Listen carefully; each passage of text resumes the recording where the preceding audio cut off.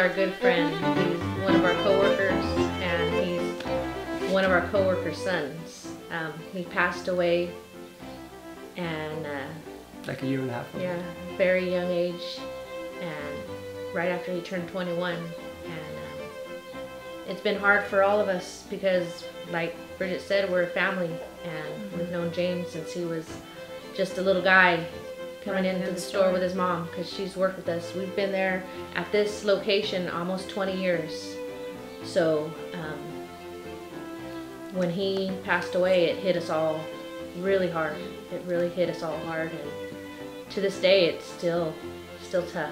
But we loved him. We know he's there. You know, and when that bread's flying off the shelf and you walk by. He was a prankster. He was a prankster. And he loved to scare everybody. Yeah. He loved scaring his mom, especially. He would do a lot of pranks on her, and you know, we have great memories. He'd have it recorded so we could see it the next day. Yeah. He was just an all-around good kid. He was a great kid, you know. I used to tease him for being, well, the guys would tease him at work for being a mama's boy, and I have my mama's boy, so I would tell him. I would tell him all the time, there's nothing wrong with being a mama's boy. You know, they're jealous of you, you know, because you know, he was loved, you know, dearly. Yeah, she just loved him so much. Her only son, her baby boy, you know, so we all have our own families, so we all feel for her.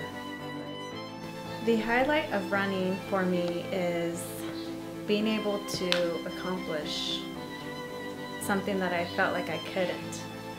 So, and also being selfish a little bit. I am always worried about my children, my husband, my parents, my sisters. I finally found something where I can say, sorry, but I'm gonna go for a run. So for me, I don't know. And people said, wow, you've lost so much weight. How are you doing it? I run. And they're like, you run? I said, I'm running. It's a personal accomplishment. It's a personal accomplishment. And, you know, for Team James, you know, I every day have to see Lucy's pain in her face and how much hurt she carries. And when I felt that hurt as I was running, I knew that it couldn't be anything of the pain that she felt. So it makes me want to keep going. James, when I started working out here, and I don't have as much time as them, but he was about 5, 6 years old, and like they said there, he's a prankster. Just going to Lucy's house and him being there and pulling pranks at to his mom or his sisters.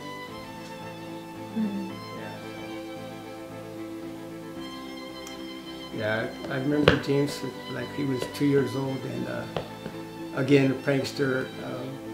I remember seeing my goddaughter Taylor, which is James, that's James' niece, and we went to a recital one time in Fresno, and Lucy and her family were leaving, and I'm walking away to my car, and they beeped the horn, and there's James mooning me and stuff.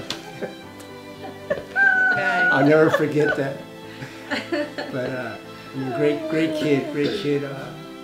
I remember since I started running and being healthy and getting into shape, he would ask me questions. He would come up to me, "Hey Richie, I'm feeling kind of sore," and he would ask me for advice, which was cool.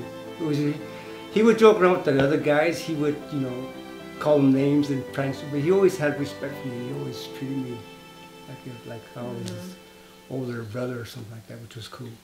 Yeah. That picture that we have on our shirts describes him to a T, because he's like the muscle man. Yeah, at work, we have to lift boxes and things, and anytime I needed help, all I had to do was walk in the room and say, "I need muscle." And here, I got it. Yeah. These old guys can't do it, Jill. I'll be right there. Always, he always was the first one coming, and he was very helpful.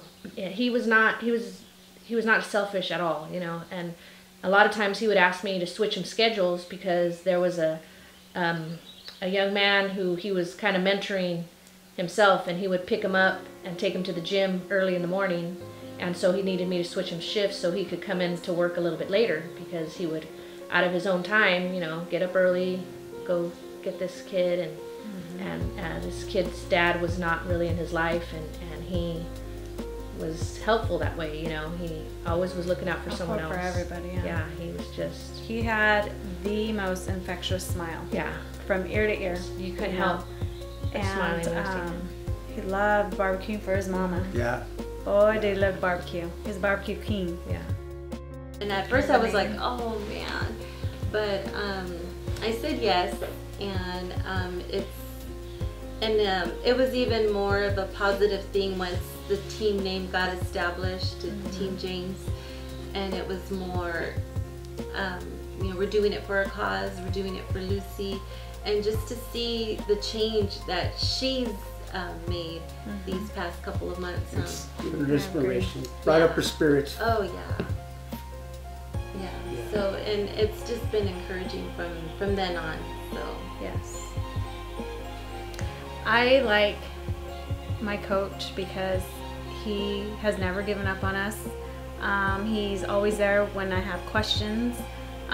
He's a big believer. He believes in me, and just is positive about the entire new adventure I'm taking. And so I thank him for that.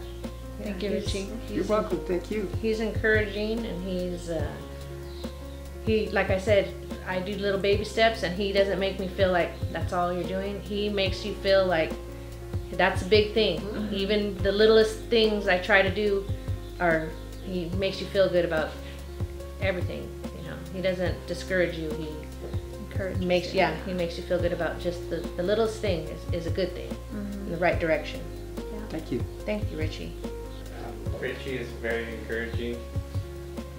He gives us pointers, and we go through a messaging app called GroupMe, and he's always showing us videos what we should be doing, and he works with us at the gym, going on the treadmill.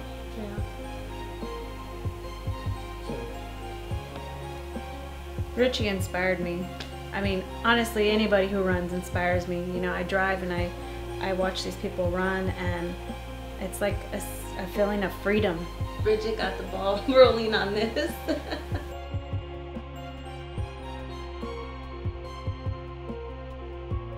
On behalf of the California Classic Weekend, we want to present this to King James, and thank you very much. Thank you. Thank you. All right.